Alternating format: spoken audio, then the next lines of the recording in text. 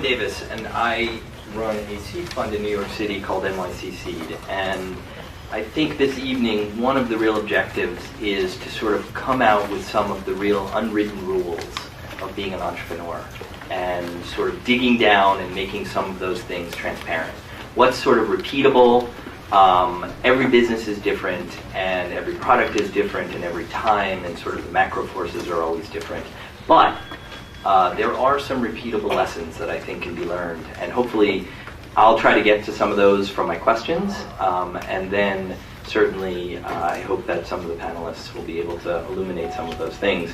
The panelists are absolutely incredible. I think that you probably know some of their names if you're in the tech world, and if you don't, very accomplished, sort of each one of them individually. So maybe the first thing to do is just sort of go around and just a very brief couple minutes in terms of your background and sort of what the company does. And most importantly, though, also in terms of your latest company, did you sort of start it in sort of a good time or a bad time, and did that matter? So maybe Gordon, let me start with you. Sure. Good evening, everybody. I'm Gordon Krovitz. I'm not going to give a long history except to say that I spent almost 30 years at an old media company. Oh, I'm not an MIT graduate. That tech requirement to push the button got beyond me. I am really good at hiring technologists, though, and thank you. I'll start again. I'm Gordon Krovitz. I was at Dow Jones for many, many years as publisher of the Wall Street Journal, and I was responsible for the Wall Street Journal's digital activities, including the website, for a little over a decade. And left in 2007, and the startup I'm here to talk about is a company called Press Plus, which I did not start by myself. One of my rules in life is to always try to find people a little bit smarter and more experienced than you are to work with. That has served me very, very well. My partner at Press Plus was Steve Brill. This was his 6th or 7th startup. The first time I did a startup, by the way, to give you a sense of what the media world was like, the first startup I did was in 1982, when I was with a group of people who started the European edition of the Wall Street Journal, which is a daily newspaper, Wall Street Journal, published in Europe, in Brussels. We were sent over there in 1982, and we were told there's no budget. That was the phrase that we were given. In 1982, if you worked for a traditional media company, the phrase "there's no budget," that meant there was no limit to how much you could spend. So things obviously changed. Press Plus drew on Steve's belief and my belief and experience that information presented digitally was worth something, didn't have to always be free, and that news companies in particular, but a lot of other kinds of publishers also, would not be able to survive just on advertising revenues. So Press Plus is a software as a service company enabling all kinds of publishers easily to charge for access to their websites, iPad apps, iPhone apps, Android versions, mobile versions, and not using a old-fashioned kind of paywall technology where you just close down access to everything unless somebody's paying. That's an easy technology to build. The Press Plus notion was that it's a freemium world, and that for every brand there's some number of people who are heavily engaged, willing to pay for unlimited access, but probably 90% of visitors to most brands, particularly news brands, are pretty casual visitors and won't pay. So the technology that we built tracks users, and it's typically on a meter. Everybody gets a certain amount of access to a site, 10 articles a month, 15 articles a month, 5 articles a month, whatever it is, after which they're asked to pay. And there are now about 360 publishers around the world, newspapers like the Baltimore Sun, The Onion. Some of you may know The Onion refers to itself as America's finest news source. There are days when it seems like that's true.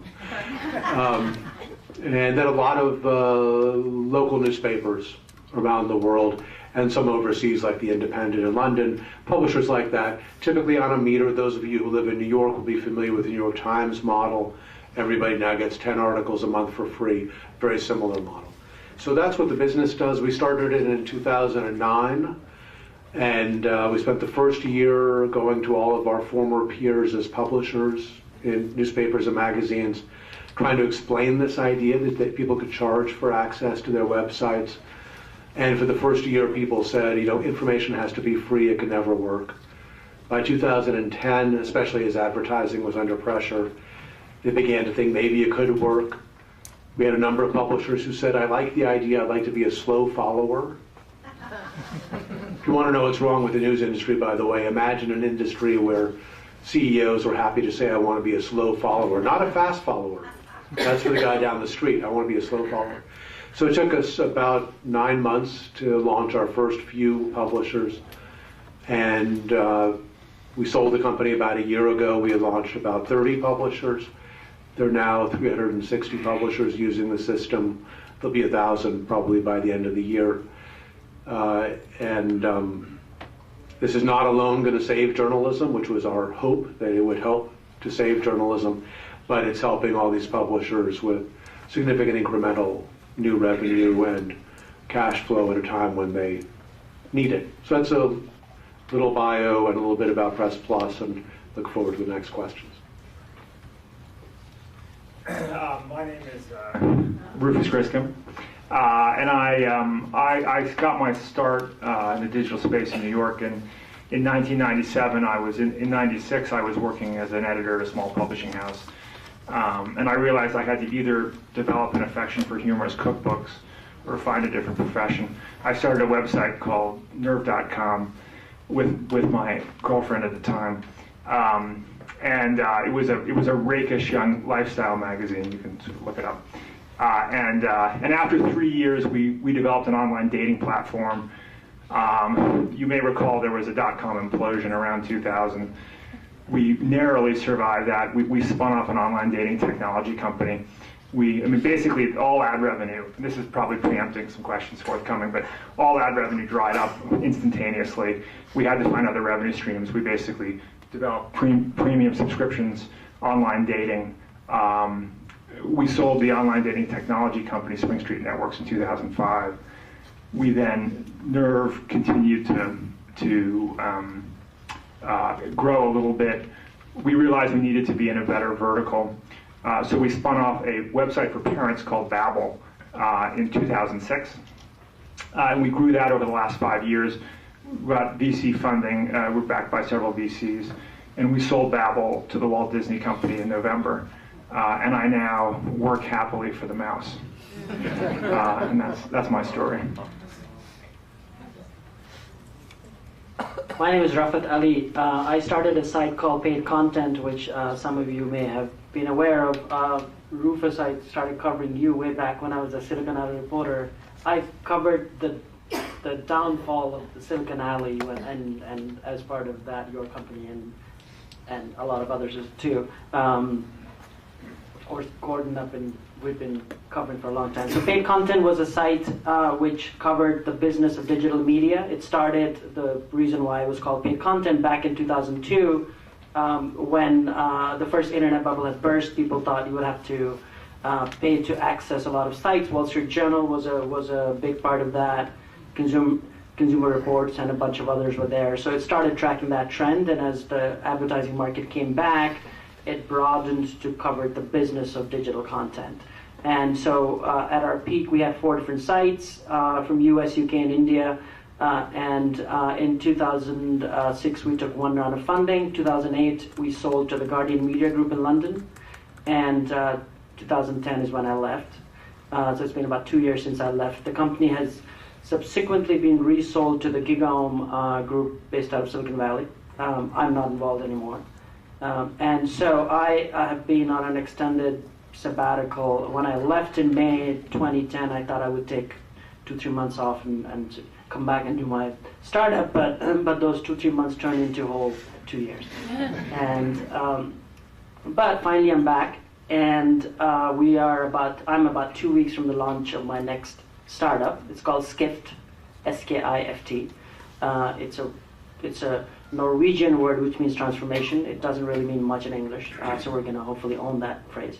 It's an online, well, we're calling it a travel intelligence media company, which is a grand way of saying I'm taking my experience of building vertical information media companies and applying it to travel, which just happens to be the world's largest industry between hospitality, aviation, tourism, cruises, all put together. It's very complex, global, very tech-driven industry. The sources of news, information, data, and services for the industry are very old school B2B. So taking my experience in building a B2B web-native 24/7 breaking news analysis model that we did with paid content, can we use that and build a much larger play in the travel industry? And that's the first phase of the idea, was launching in about 2 weeks. And then there's the second phase, which is taking it over to the consumer side, focusing on business travelers, specifically within the larger consumer space. Again, from news about the industry to news you can use for the business travelers.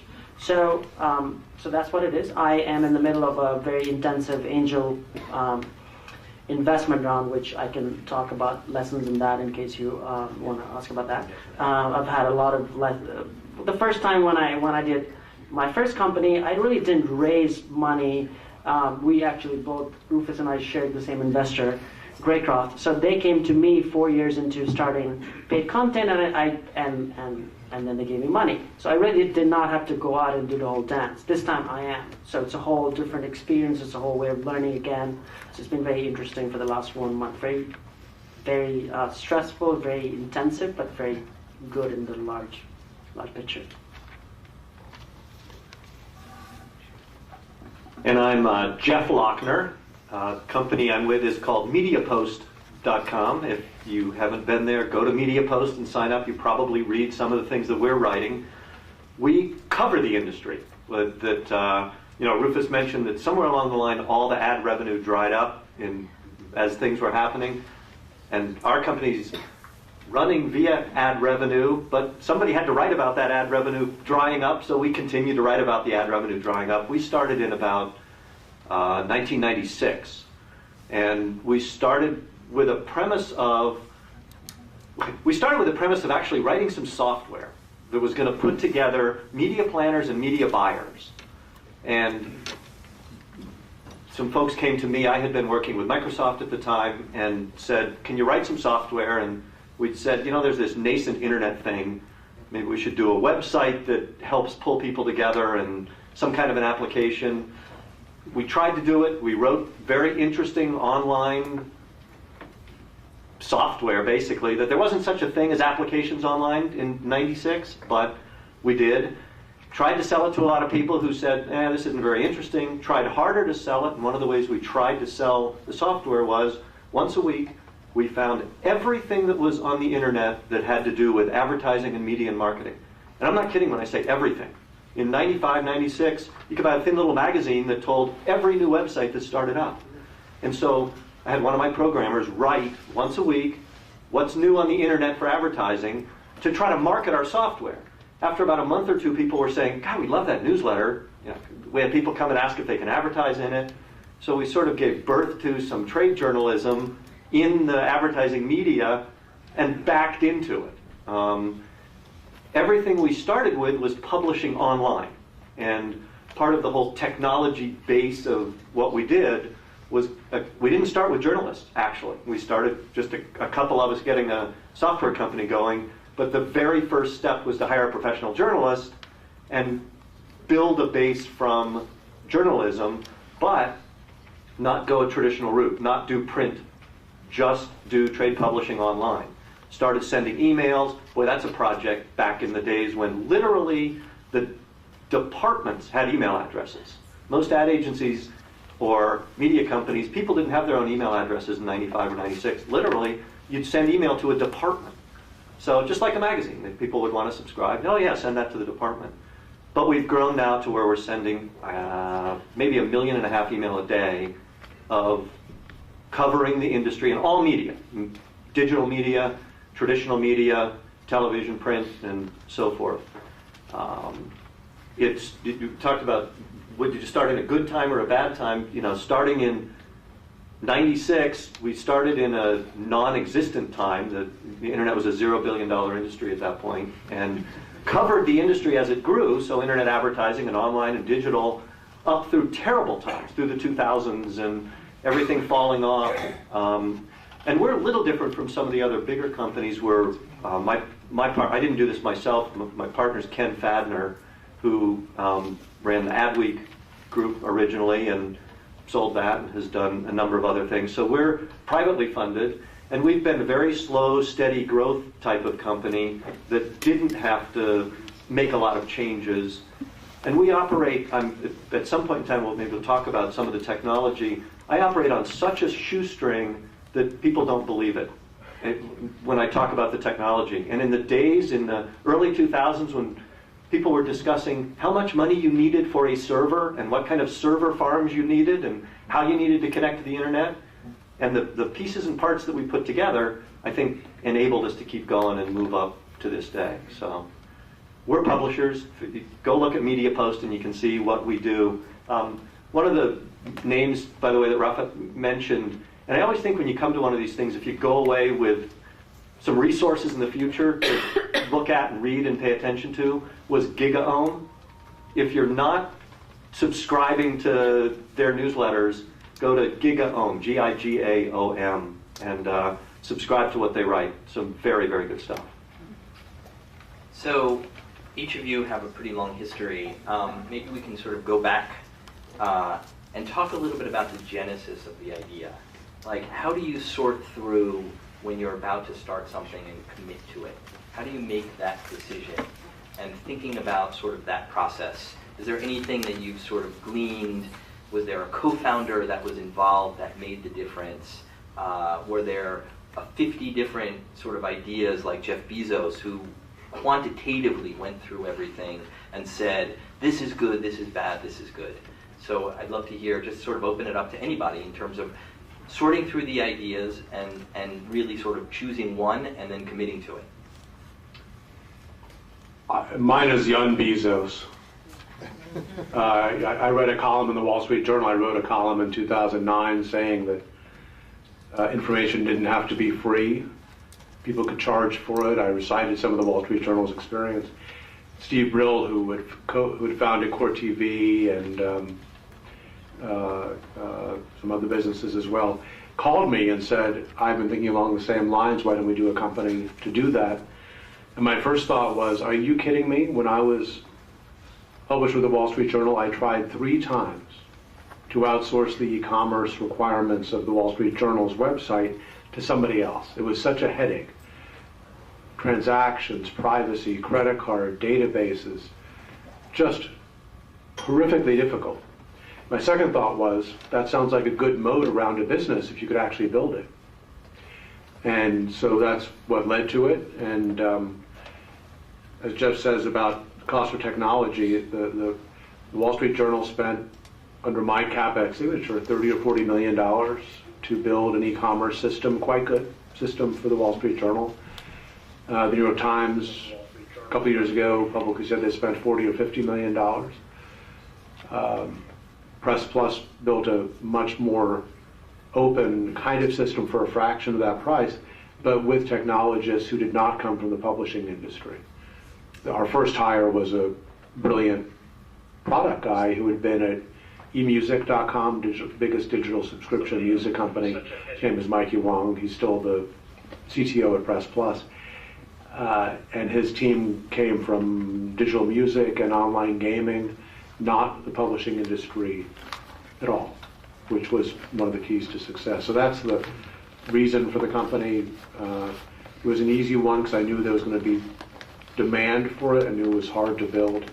And the biggest uncertainty was whether we could actually build the technology in a way that was hugely scalable.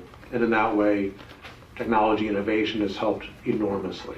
Amazon Web Services and everything just makes this kind of software as a service business, very, very easy to start, and if it works, highly profitable.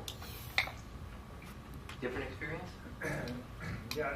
Well, he went from dating to having 3 children, so I think that was fantastic. There was a certain odd logic to the progression. Yeah, we used to joke if you follow instructions on nerve.com, you may end up on Babel. But it's, you know, the first one for me was a labor of love, was a case study of what you shouldn't do, which is you know, the desire to kind of do what you love, which of course is, or if you have something you want to express as a publisher, which of course it's a wonderful thing to do from a personal perspective, but it can be a hard thing to do from a business perspective. Then you have to figure out how to turn it into a business. The second one, dating technology, was a natural outgrowth. I think it's always easiest to do something adjacent to something that's working, that you're already doing, you already know. I think that's the highest probability thing you can do to be successful. But with Babel, what we knew was, I felt like in the content space, when you choose the subject of your vertical, you're choosing the incline at which you want to bicycle. Would you like to bicycle uphill, or would you like to bicycle downhill? And we've been bicycling uphill, and we studied very systematically different verticals and knew that parenting there's a lot of ad demand. It's an endemic category. Advertisers want to be, if they want to address moms, so they look at the top of the site and it says a website for moms. It's not a hard sell. A demographic sell is much harder. And so, you know, we also looked at the exit environment and the multiples and all that stuff, and so it was a little bit more studied. It happened to happily overlap with the fact that we just had been clumsy and reproduced and had no idea what we were doing and needed help. So we took a look at a market, basically. That we realized that there are very few people that control the media budgets. Very large budgets. A lot of billions of dollars are spent, and they all flow through a few media buyers and planners. There's a bunch of brands, there's a bunch of agencies, but there's very few media planners and buyers. And so, as I said, we started with a focus of writing some software that migrated over to being in covering the trade, but we always stayed focused on a particular audience. And kind of, as you said, you do things maybe adjacent to what you're seeing. We understood what the audience was and an idea about where the revenue would come from. It might be part of a deal that's a media deal, or in most of our cases in sponsorship and advertising at this point in that same world. But we understood a small audience and then focused in on how to deal with that fairly small audience. So kind of from a genesis standpoint, that's where it started. And I guess the other key part of that, though, is paying attention and listening at that really early stage, and not just planning, but doing things.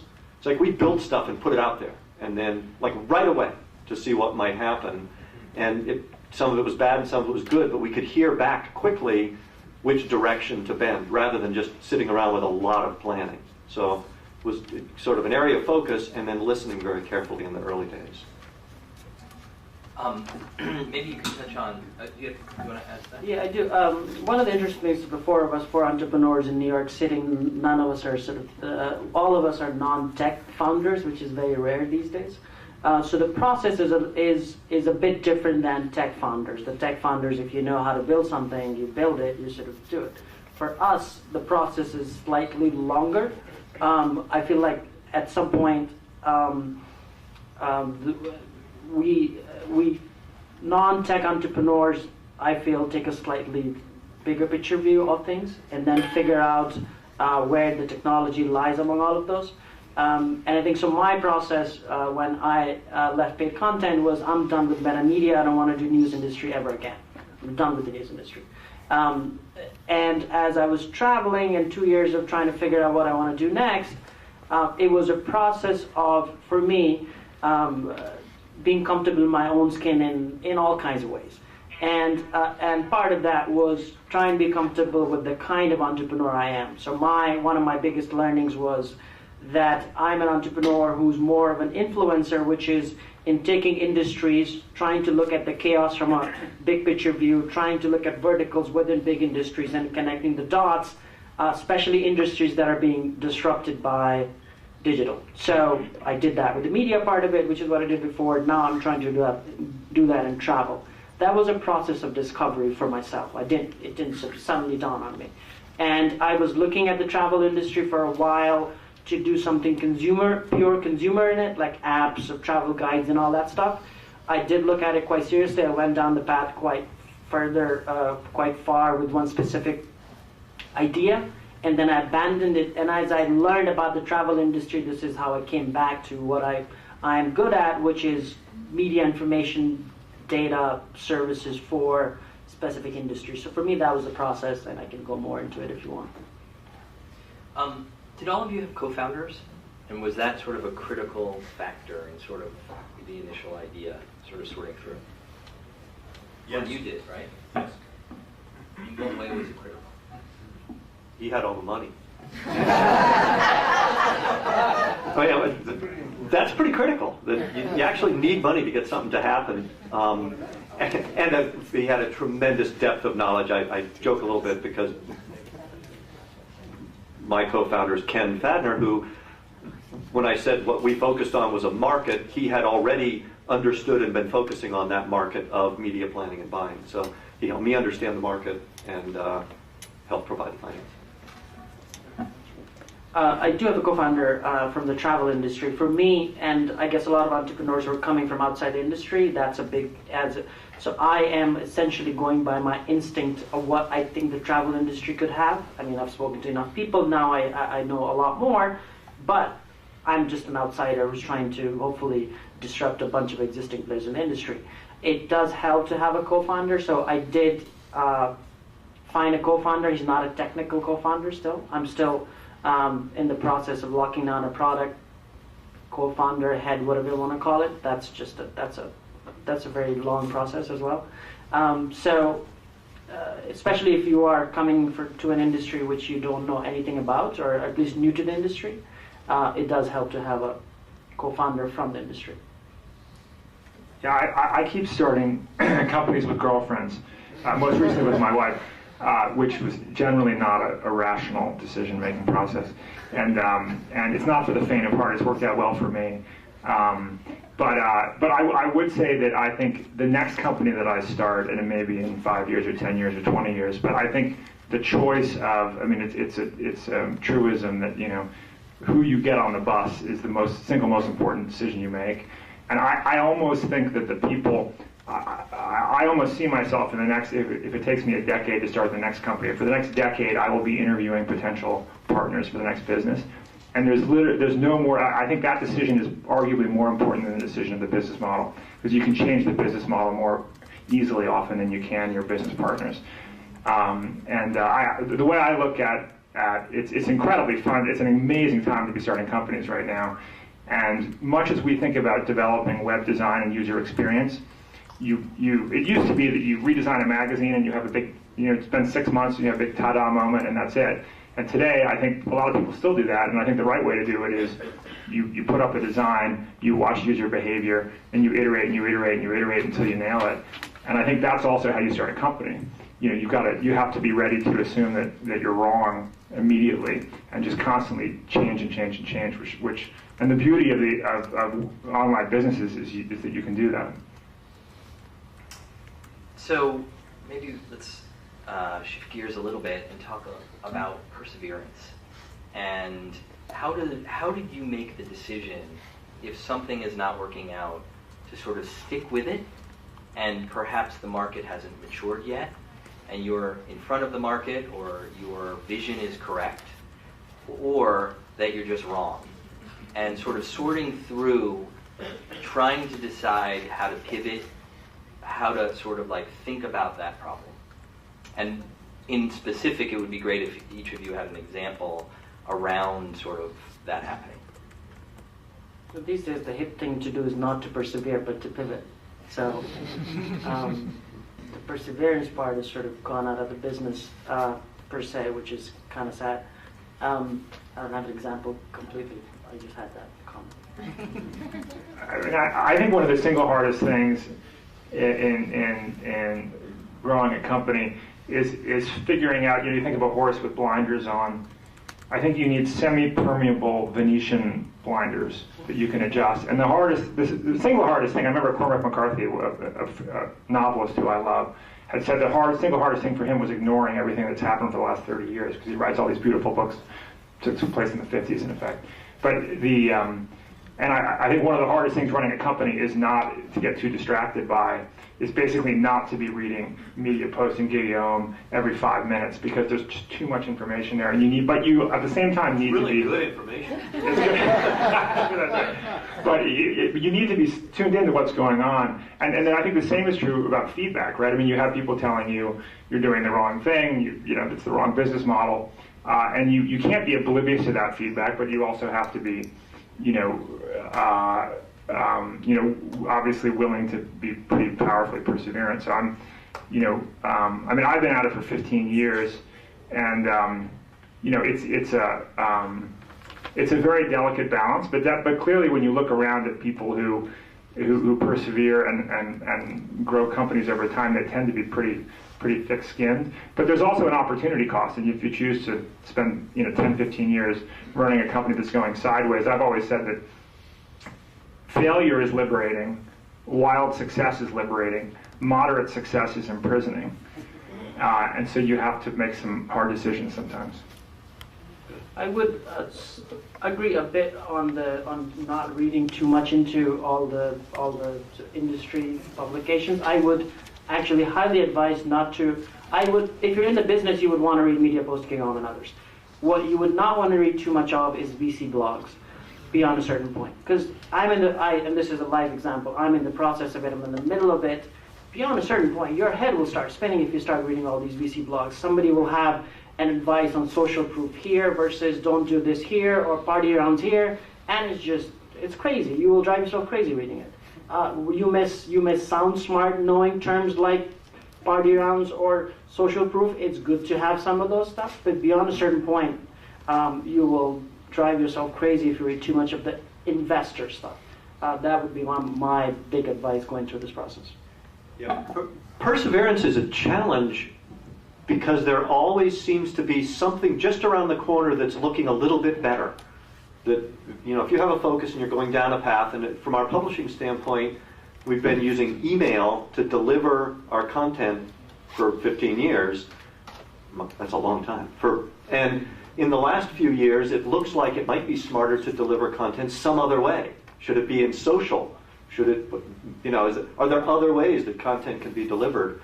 And there's a lot of buses coming by of, should we jump on the Twitter bus? Should we jump on the Facebook bus? And you can make the wrong decision by not getting on a bus soon enough, but you can probably hurt yourself more by jumping on every bus and going down every street and not kind of holding a course. And so you have to have some level of decide, focus, stay on a course, be willing to maybe send a few people on one of those buses to see where they're going. But it's very difficult, especially in the technology world, with what comes up next that's going to be the next best thing. I think perseverance is still very important, even in a world of pivoting. You have to persevere to pivot. I mean, if you're in an entrepreneurial environment, perseverance is, if it's not the most important thing, I'm not quite sure what is more important than it. In the case of many businesses, the degree of perseverance is related in part to what Rufus said. Are you bicycling downhill or uphill? Who are the customers? Is it a mass consumer product which has its own dynamic? Is it serving a more narrow set of potential customers where maybe you can get feedback along the way? Going into it, you should know how much perseverance is likely. I didn't do any of those things. I assumed wrongly that if somebody built a product that was only going to create new revenue for publishers and not create any loss of revenue in any other category, that everybody would just say, why don't I do that? That's a great idea, let's just sign right up. Having forgotten that I spent a long time myself as a publisher at an old media company where the easiest thing to say is no, or I'll wait, or I'll be a fast follower or a slow follower. In the case of Press Plus, the happiest day, or one of the happier days, was when Google announced that they were going to compete with us. Because that said to us, the guys at Google think that these publishers might someday actually launch this kind of service. And they think it's a good idea. Fantastic. And one observation is the very best thing that can happen to an early stage company is to have a company like Google announce that they're going to compete with you and then not actually compete, which is what happened in our case. Google announced a product called Google OnePass. It was going to be a metering commerce system. Their little light box was actually exactly like ours. It was good cut and paste on their side. We thought they probably would not persevere because we knew that dealing with these publishers was, required more perseverance than they probably anticipated, and they're not a B2B company, really. They're a different kind of company. But it did mean that anybody else who thought they might build a company like ours would never get funded. Who's going to fund a company to compete against Google? So I would balance the question about perseverance around what kind of market is it that you're trying to serve, how quickly will you know how much perseverance you need. If you need a lot of perseverance and it's really going to be a slog, try to get Google to announce that they're going to compete with you and then not really compete. There is a point relative to perseverance, though, where sometimes you might feel like you're persevering, but what you're really doing is hanging on to something old. And even when you start a new company and you think you have the next best thing since sliced bread, a few years later, your great thing might very well be something that you shouldn't hang on to, that you have to be willing to set things aside and move forward. So there's a perseverance and sort of hanging on to something old. You have to look at that very closely. One specific example is everybody knows it's all about video and mobile right now. Every year for 15 years, everybody has been saying it's all about video and mobile. Quite literally every year for 15 years I've been in New York in this business. And finally it's true. It really is all about video and mobile. But we have consistently been late adopters, and we've been kind of very intentionally late adopters because always the excitement always predates the revenue, the real revenue opportunity by quite a few years, and that's where the venture capitalists can be very distracting and bad to follow because they're so quick to kind of run like lemmings. And I say this, there are a lot of venture capitalists that I know and like quite a bit, but fundamentally I think venture capitalists are risk averse and like to move in packs. And entrepreneurs are risk tolerant, and they tend to be very different species. So, on that note, raising money. I guess maybe one good way to sort of approach this is, what would you look for in an investor if you could sort of conjure one up in the most ideal way? What I'm looking at right now, this is angel stage. This is not institutional stage, so the amounts are very small. Two things. One is likability. It's just, I know it's the biggest cliche in the world, but unless you don't get along with them, or you don't have an instant connection, or you don't like the investor, or the investor doesn't like you, that's one of the big things you're looking at.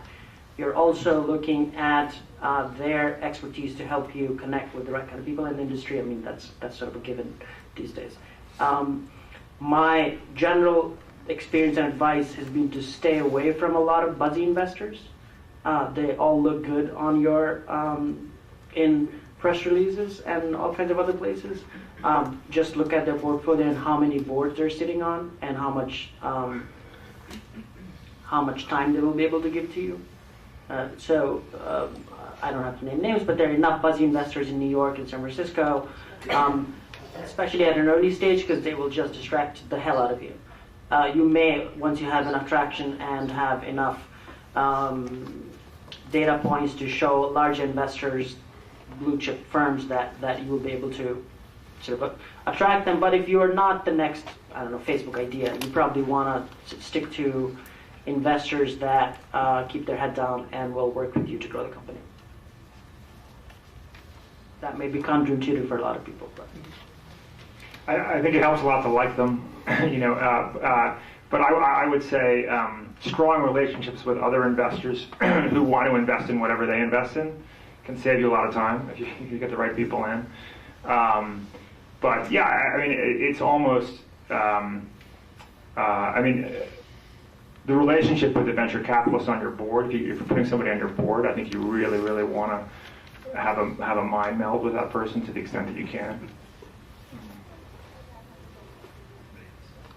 In the case of Press Plus, we went from bootstrapping to a strategic investment from News Corp, and never actually raised institutional venture capital. I'm not against it. I'm on boards with VCs. I love VCs for my future, for my next thing. I love VCs.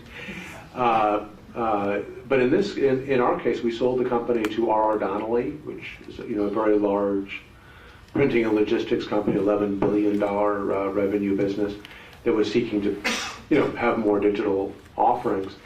And that turned out to be a great investor in the company because they had a reasonable amount of faith in the hockey stick projections that we presented.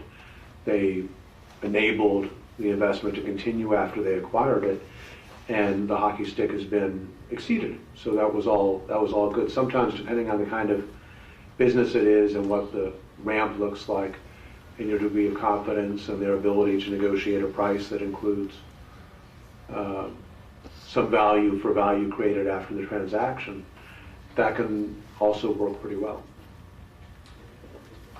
So sort of along these lines, is there sort of an ideal time to raise money? Is there a line in the sand? When you don't need it. I mean that seriously. That you have in your head, which is sort of, now is the time to raise money versus not?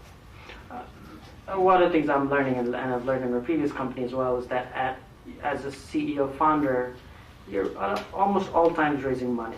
Whether you're actually raising money or not, you're building the relationship so that long term you'll be able to raise money. It is good to, especially if you're a more experienced either industry person or an entrepreneur, it's better to raise when the market is low. I mean, I started paid content in 2002 when the market was pretty bad. I'm starting Skift now when the market doesn't look that great. I feel much more confident that investors and the markets gravitate towards more experienced entrepreneurs when the market is low.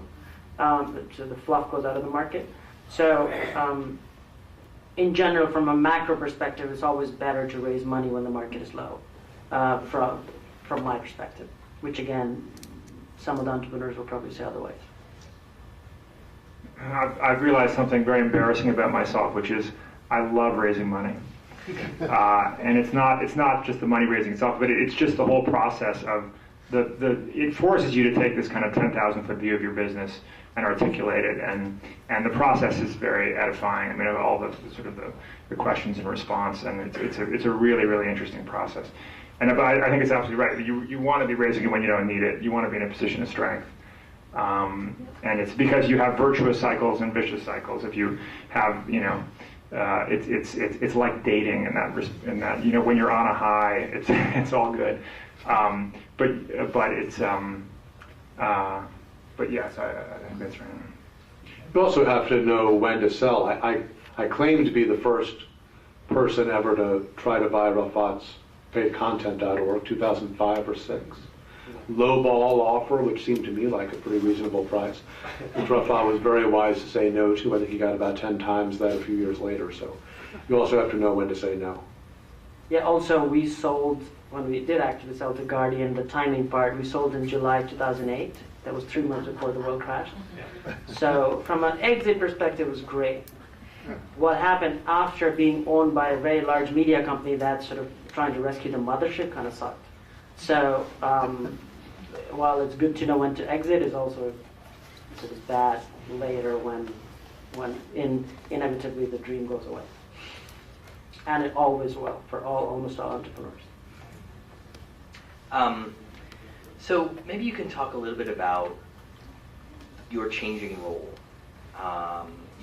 You're all founders of companies. You were sort of there from day one.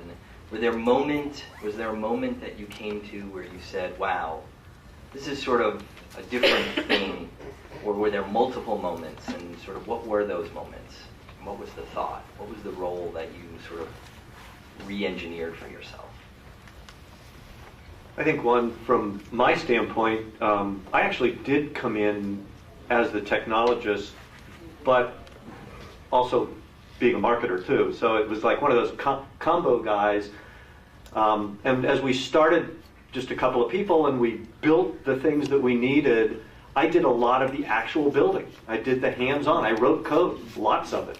I still do a little bit. But one of the things that begins to change in a changing role, and you have to accept, I still don't accept that somebody can do it better than me, but the thing that you have to actually accept is if you're going to grow at any sense at all, you have to not necessarily do but manage.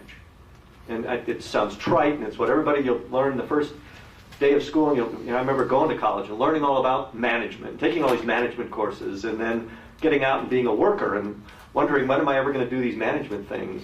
And then when you get your own business started, it's fun because you're doing something, and eventually you get to manage, or you have to manage. That becomes you get to manage. But that role change from an entrepreneur standpoint early on, where you're the doer, is beginning to accept the fact that that concept of always trying to hire somebody smarter than you is perfect and it's what you should always do. And then you have to give over reins to those people that you've hired to actually do things and then manage them to get more things done and not be a gatekeeper or a bottleneck, which I have become all the time. And getting out of that way, that personal pivot point of not being the doer but managing and stepping back, is you have to do that to grow. Yeah, well, when I started in 1997, my title was, when I started Nerve, my title was editor-in-chief, which sort of is rather archaic. But I realized very quickly that I was either going to have to become a business person or let somebody else drive the car while I sat in the back and edited things, and they might drive the car off the cliff. So I then began a very ugly transmogrification into Kafkaesque transmogrification into a business person, very hard on the eyes of everybody around me. And since then, and then I found I liked it, I sort of liked all that. But yeah, and management is, and then you grow a company to 10, 12 people, and up until 10 or so, all communication is seamless. You know what everybody in the room is doing. You don't even, and then suddenly you wake up and you realize this person over here hasn't really had enough work to do for 3 months, and I didn't even know it. And that's when you realize you actually need a management system. And that's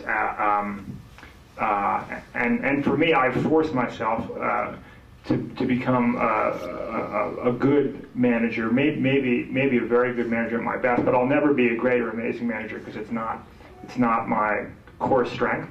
But I think that's one of the great advantages of getting older and getting experience, which is you realize what you're naturally good at and what you're not naturally good at. And by identifying that, you work harder to figure out how to do the other things. But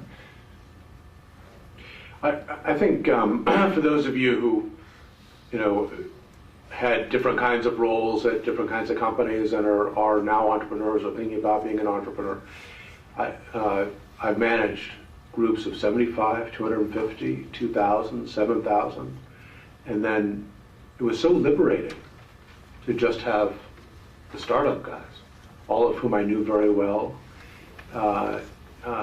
When the company got to about 30 people, I looked around and I said, oh my God, I'm doing it again.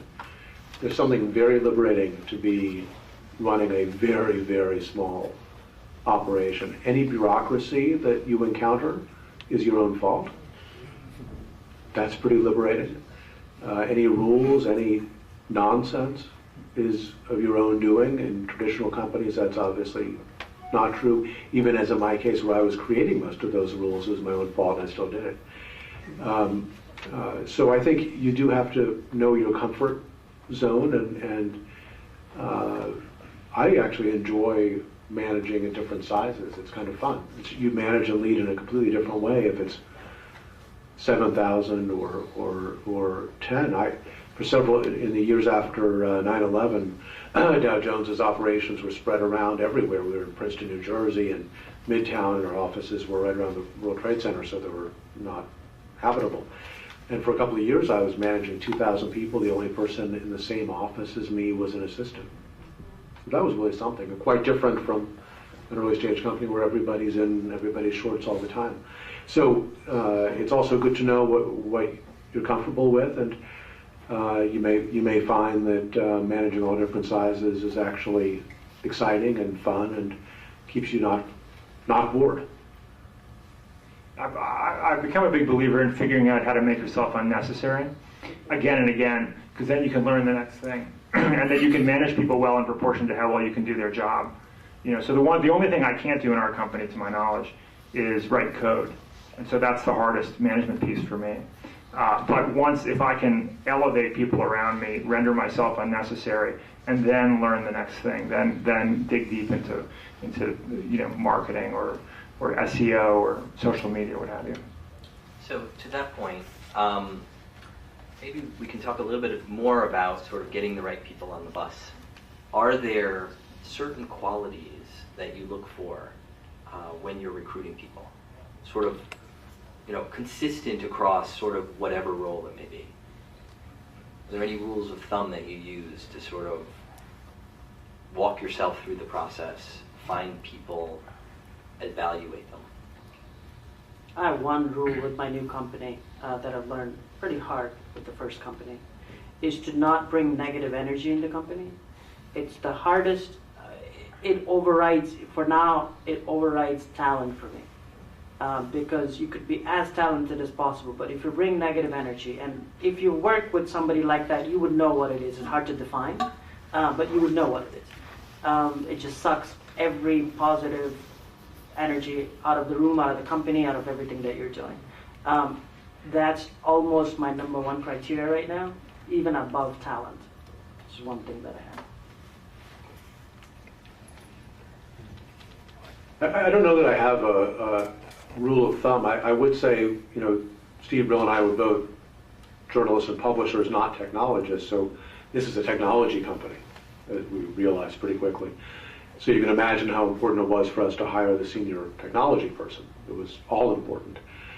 And I called all the bright people I knew who were not technologists, but who had hired great technologists. And I asked them how they found that person and what they were looking for. And we ended up with a great recruiting firm, which also helps in New York. Diversa Partners, thank you for finding my CTO.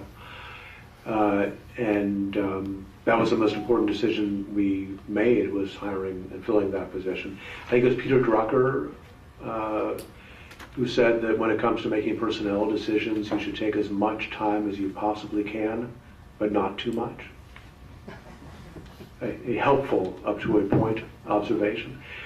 But that was a critical hire, and there it really was who's got the technical chops to be able to do this in a great way, who has operated in a similar environment, and who can get along with characters like the founders, which, I think, Rafa, to your point, you don't want somebody who can't get along with them or wouldn't be happy or would be a source of negative energy, who thought maybe this thing might actually work. That's very important, particularly in a startup. Our director of technology has two tests that she gives all of our developer candidates. The first one is extremely difficult. The second one is impossible, literally impossible. And the purpose of the first test is to find out how good they are. The purpose of the second test is to find out how they deal with failure and humility, and whether they, whether they're curious and interested, or angry or frustrated or in denial or what have you. And so I would add to, I completely agree with the negative energy thing. I think that the longer time I've spent in business, that collaborative and teams outperform non-collaborative teams. You've got to find collaborators. We have some amazing people internally who will ask really. I find it fascinating, all the questions people ask in interviews. And we have one guy who's amazing at finding out whether people are truly collaborators, and he'll ask a lot of kind of tricky questions about, here's a scenario, you're in a meeting, somebody says something that's inaccurate, how do or somebody takes credit for your work, or how do you handle this, how do you handle that? We bring people back for 4, 5, 6, 7 interviews. I think you almost can't be too careful in hiring. And then the other piece of it to me is hunger, is that you've got to be, we like to build a fun culture and a really intense culture, and my view is we never say you have to work harder. I've almost never said to anybody you have to work harder. You hire people who want to work hard, who are just born working hard, and who are just passionate and hungry. Yeah, that concept of when you're talking with somebody about hiring them, making a pretty quick decision about, are they looking for a particular job, or are they excited about coming in to be part of what you're doing? Because even as you grow, as you get bigger, and we're not very big, most of our people wear an amazing number of hats, and we ask them to wear even more hats. And we do sort of a style of management that everybody in the organization probably has twice as much to do as they actually can do. And so they have to be able to prioritize what needs to get done and be good at it. But in that early interviewing process, you have to sort of get a feel for, is this somebody that's going to be part of the organization, that's really excited about what you're doing? Maybe depending on the exact skill you're trying to hire, they can learn a little bit, or they'll share some things. But if they have a desire to be in and be part of the company, that's really important. One other thing, and especially when you're in a startup mode, people are very expensive. When you look at the budget of what are we spending, and you have a handful of people, payroll might very well be your largest chunk of change that you're putting out. And people can be very, very expensive, especially in the technology world. That you can interview someone for a job who's asking to make, pick a number, $130,000, and you can find somebody that is really, really good and probably does 93% of what that person can do for $65,000. And you have to be willing to make decisions to not necessarily spend too much money on people. It's hard, but when you have a handful of people, everyone adds up a very significant part of a budget. So you've got to be careful, because people can seem to be too expensive. So you have to know your limits and be willing, if you have to spend less than what it seems like you have to spend when you read what's being spent out there. One of the things I throw out is speaking again to the humility piece. We've found that for our editors at Babel, we can't hire people who've come from old media. It sounds terrible. We have to train them. We have to make them, and the unlearning process is too hard for some reason. Like, people can't unlearn what they know. But it's and what's happened is, what we've found is we have a culture of polymaths, of people who are good at a lot of different things. And edit and marketing, or social media execution, have kind of converged, and so has product and advertising. And so in having people who, everyone we hire is somebody who has the ability to learn, to doubt themselves, to start from scratch, whether you're 50 or 22, the willingness to start from scratch, not knowing anything, and just learn an entirely new discipline when you think you know everything. And I think that, because this field is changing so fast, I think as an organization, people talk about pivoting. You can't pivot unless you have a team of people who are capable of unlearning and relearning, and have an appetite for it. So we have really one more question, and then I want to open it up to the audience. But maybe everybody can just briefly mention something that is sort of outside of the realm of running the company, but directly related to it, and that sort of work-life balance. How do you say no when you're sort of in the midst of it?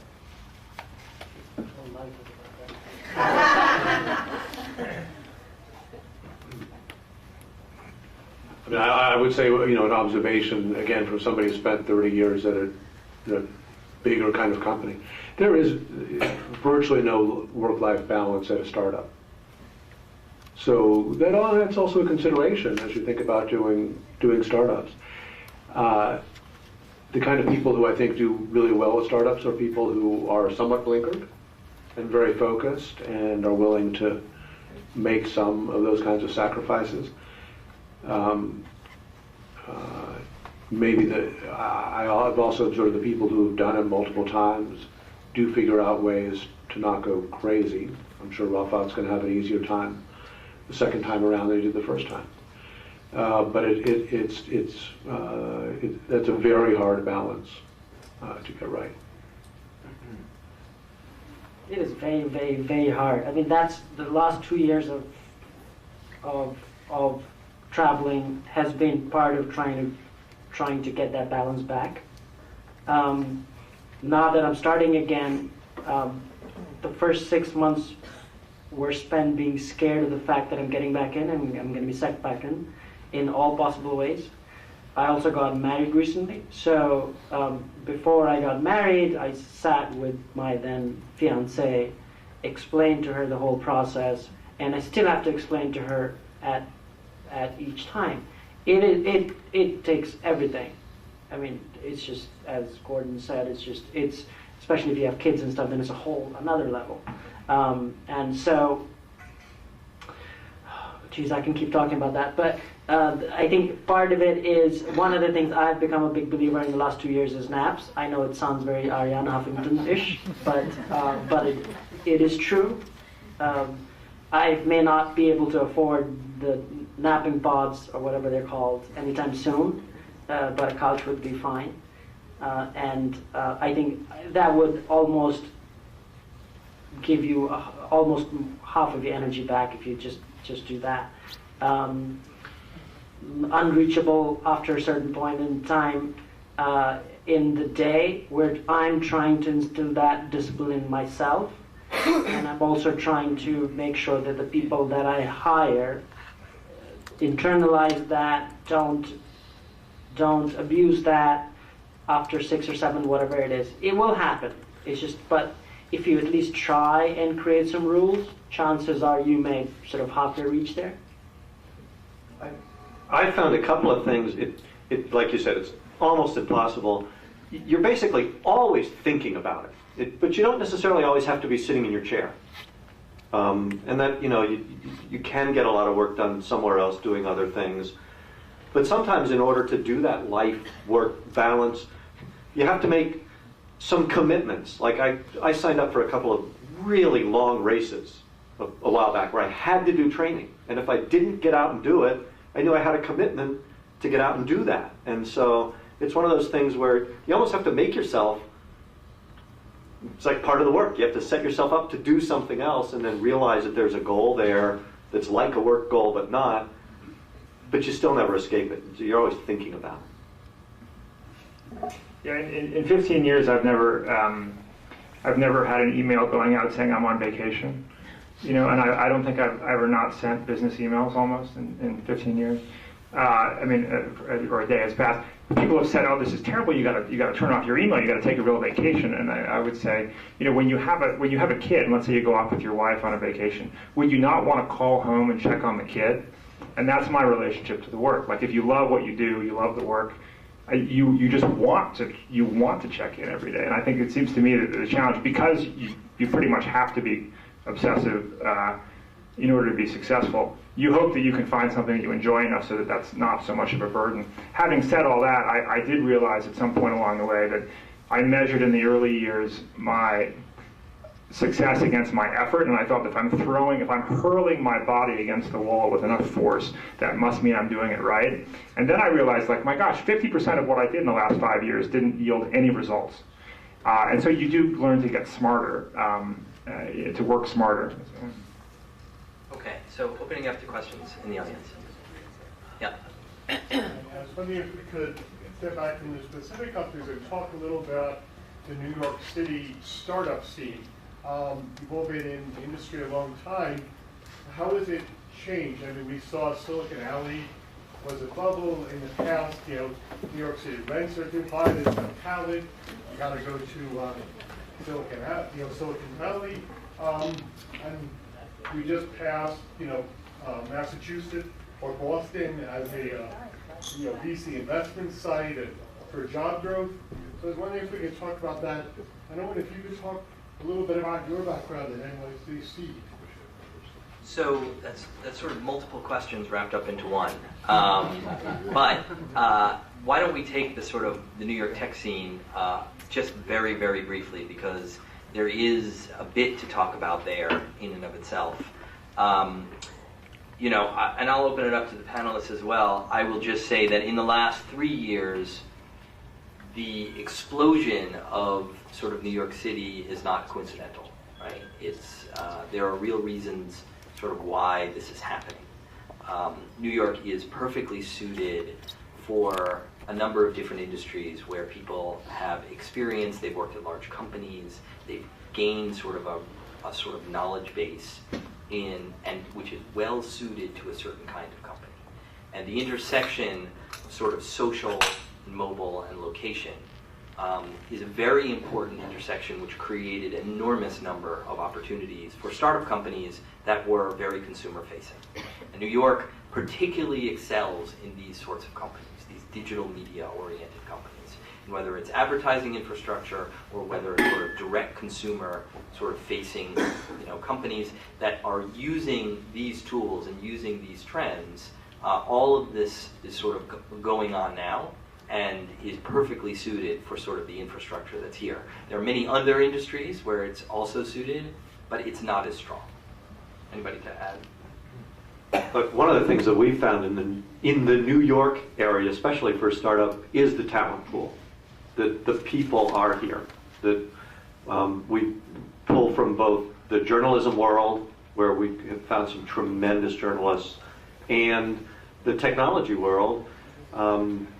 I've been fortunate to plug in with some groups at, I guess I'm not allowed to say this at an MIT event, but at NYU, there are some wonderful young people graduating right here in the city. So probably the single strongest benefit from our standpoint has been in tapping the talent pool that's right here.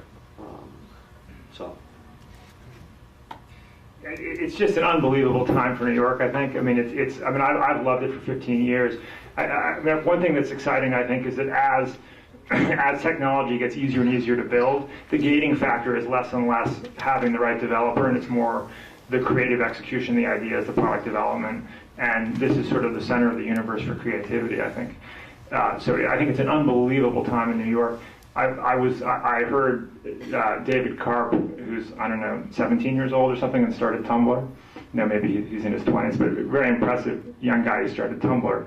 And he was asked this question, and he said, yeah, we hire most of our developers from Palo Alto, and we just fly them into New York for the weekend. We show them a good time, and they always want to stay. And he said basically because New York is so much effing cooler than Palo Alto. And he did not say effing. But it's. I mean, I've been here 15 years, and I think the last year it's really been palpable that there's an energy that's just. I mean, it's been palpable for a while, but I think it's an amazing time for New York. I agree with all that. I would add to that New York, for an entrepreneur, New York has the distinct advantage of having a number of industries that are in distress. They need to be reinvented, rethought, reimagined, and that certainly includes the news industry, I would say, generally speaking. And so if you've got an industry that needs innovative help, that's a pretty good place to be. And there are not that many big media and information companies in distress in Silicon Valley, as beautiful as the weather is. And I spent a lot of time there myself, but I think exactly as people have said, the technology innovation is happening there and here, but combining all the elements to solve business problems is happening much more naturally here, where there's a skill set from different functions easily accessible. Yep. A number of you had liquidity events. How did you come to that decision? What was it? I'll go first on this. We were only 18 months old or something like that, and we had inquiries from the kinds of companies we thought would buy us, which were e-commerce companies. Press Plus is a recurring revenue model for digital goods, software as a service, and a lot of the e-commerce issues. And we had inquiries from the e-commerce companies. We called an old world banker who handled mostly kind of media work, and asked her to boil the ocean just in case there was some other kind of company. And she called back a couple of days later and said, "We have your buyer, they're ready to go," and it was done within a couple of weeks. So when you're making a decision like, do I take a round of institutional money, get diluted, take the risk of how big it gets? So there are all those questions. And then, I'm a big believer in finding bankers who are pretty smart about finding potential buyers. Anybody else about their exit and making that decision to sort of keep going versus? Yeah. So I had, by the time we sold, Paid Content had been in existence for 6 years. We were out raising our second round, and we had term sheets from a few investors. The valuation that we were getting was quite high. So the decision when Guardian came in, and we were speaking to strategic investors, and Guardian came in saying, we don't invest, but we will want to buy you. So that was the path that led me down there. But the decision for me personally was the valuation we were getting in second round was quite high. For us to give returns to investors based on that valuation meant another 4 or 5 year lock. And this is not, we didn't even know that the whole world was going to collapse in 3 months. That's just a whole different function. We probably would not have survived the 2008, 2009. Would have been very hard. So for me, the decision was, do I lock myself in for another 4 or 5 years, or do I sell now at a lower valuation than what I would sell 5 years down the line, but it actually turned out to be higher than the second round valuation we were getting. So, so it was just, how long do you want to do this? I think it was John D. Rockefeller who was asked the question, how did you get so rich? And he said, by selling too early. Because you can never time it perfectly, right? You're never gonna. And the first company that I sold too late, and that's a lesson one learns. But we were actually going out to raise a $15 million round in parallel with talking with acquirers, and so we were contemplating both paths, which I think was a good way to go about it. But you know, I mean, of course, as soon as you take money from VCs, much less investors, you're making a decision to exit at some point. And I think there's so many variables involved in an exit, so many of which are out of your control, that I do think that hitting a couple doubles or triples is a pretty good way to go. Even though, like everybody says, well, Zuckerberg was so brilliant for turning down $1 billion and turning down all these exits along the way so many times. You can see it as retroactively brilliant, or you can say he was just really young and didn't know what he was doing and got lucky. And I think the second is broadly speaking, a more accurate description of that behavior. Yeah. So as all of you guys are developing a company, you have great ideas, you're looking for money, you're finding money, but as all this is happening, you have to be sensitive to your intellectual proprietary requirements and sensitivity. How do you guard yourself against your potential partners? Taking your idea? What would you be guarding against? You're protecting your intellectual property or your ideas. And who would be taking them? There's a minefield Competitors, you mean? Competitors. Actually, the attitude that we took, even though there was some magic to the technology, the attitude that we took was you can't rely on legal protection for intellectual property. It's too unpredictable, and the last thing you want to do as an early stage company is have to worry about lawyers. Steve and I are both trained as lawyers, so we have a special aversion to lawyers. Sorry. Forgot where we were. Lawyers are fantastic when you need them. And our approach was just to try to get to the market first and get enough customers so that even if somebody mimicked the technology, which Google tried to do, that having enough of a lead, you wouldn't have to worry about the intellectual property. I think in that way, different industries are so different. If it were a biotech or pharma or in some other category where the intellectual property is so important to the whole process, at least in the case of Press Plus, the technology is great and some parts of it are patentable, but there were better ways to protect it than to rely on the intellectual property system. I'll add something to that, and that is that, you know, oftentimes people ask me to sign an NDA before I sit down with them to evaluate sort of what they're working on. And it indicates sort of a day about what's actually involved in building a company. Because the idea that The idea is not it. And, you know, it takes an enormous amount of effort, and an enormous amount of finesse, and an enormous amount of sort of networking, an enormous amount of resources, an enormous amount of, you know, that list goes on and on and on and on.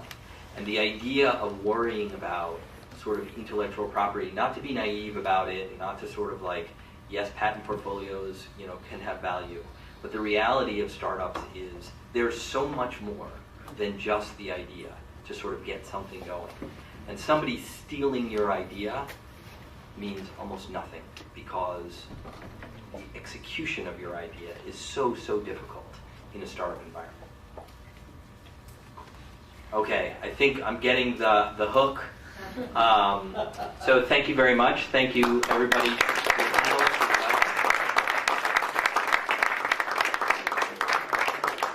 I think everybody will be around for at least a little bit to chat and answer any personal questions.